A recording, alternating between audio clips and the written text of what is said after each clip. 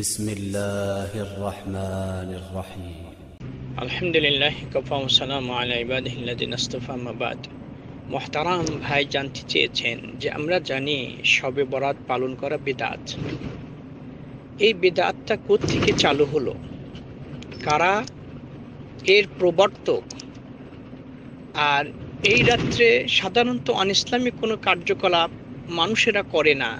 নামাজ পড়ে, দিনে রোজা রাখে, আবার ফকির মিসকিনের মাঝে কিছু খাদ্য বিতরণ করে, হালুয়া রুটি, আবার রাত্রে কবর জিয়ারত করে, সবই তো ভালো কাজই করে। সুতরাং এইটা বেদাত কেন হলো, কেন আমরা এটাকে বেদাত বলে জানি?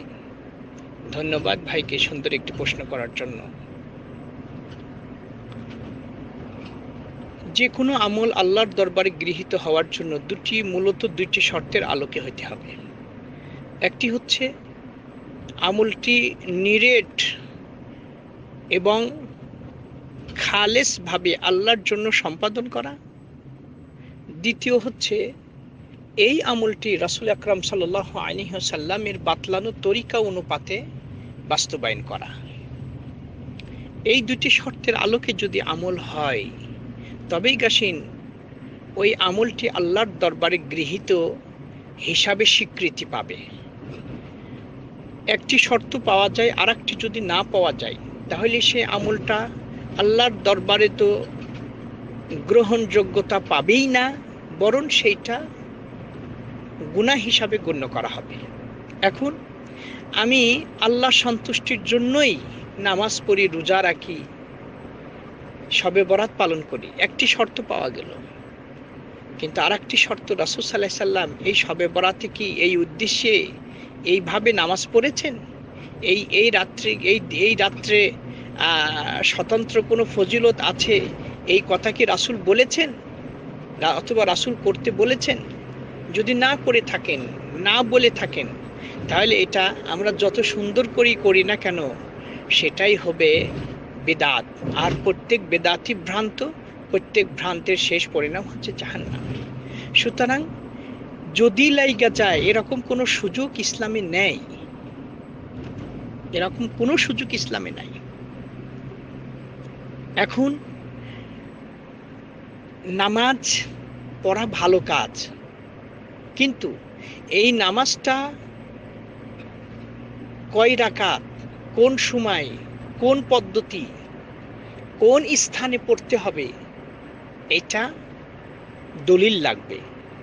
তাহলে এই যে আমরা বলি যে শবে বরাত বেদাত, নামাজ পড়া তো ভালো কাজ, কিন্তু নামাজ পড়াকেও আমরা বেদাত কেন বলি? হ্যাঁ, এই ক্ষেত্রে আমরা একটি মূলনীতি জানবো, তা হচ্ছে এই সাধারণ অর্থে যে কোনো ইবাদত করা এটা নিষেধ। আপনি ইবাদত করতে পারবেন না, ইবাদত করার নিষেধ। তবে যেই ইবাদত যে সময়ে, যে স্থানে, যে সংখ্যায়, যে পদ্ধতিতে সম্পাদন করার অনুমতি এসেছে, ঠিক সেইভাবেই করতে হবে।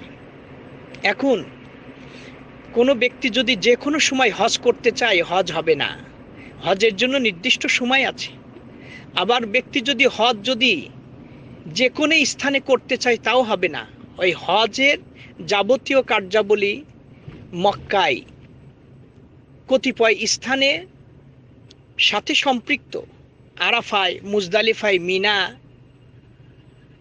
তারপরে কাবার তওয়াফ করা, সাফা মারওয়া সাই করা, এটা নির্দিষ্ট স্থানের সাথে এই ফরজ কাজটির কার্যাবলী নির্ধারিত এবং নির্দিষ্ট সময়, নির্দিষ্ট পদ্ধতি।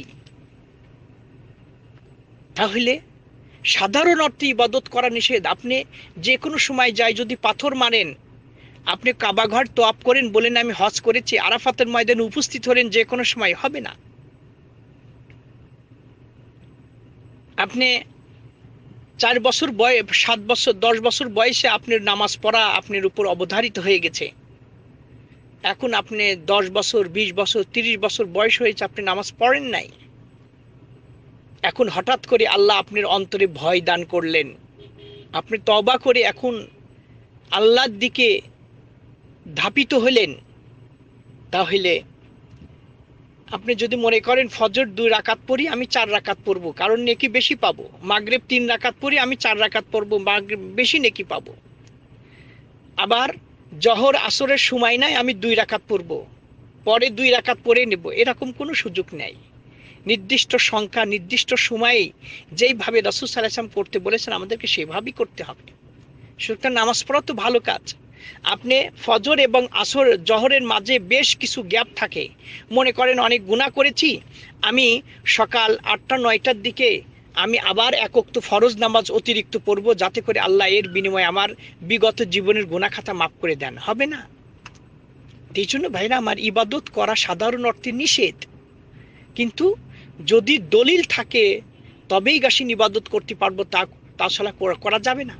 শবে বরাতে নামাজ পড়ি, এই নামাজ পড়া সাধারণত নিষেধ, কিন্তু যদি দলিল পাওয়া যায় তাহলে আমি পড়ব। অনেকেই বলে মিলাদুন নবী পালন করা বেদাত, এই বেদাতের দলিল দেন।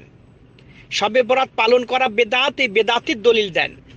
না ভাই, আমি বেদাতের দলিল দেব না, বরং আপনি যে এই শবে বরাত পালন করছেন এর দলিল দেন।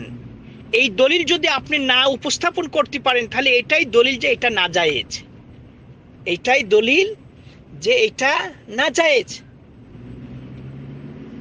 সুতরাং ইবাদত সাধারণ অর্থে করা নিষেধ, তবে যদি দলিল থাকে তবেই গাসিন করা যাবে, অন্যথায় নয়।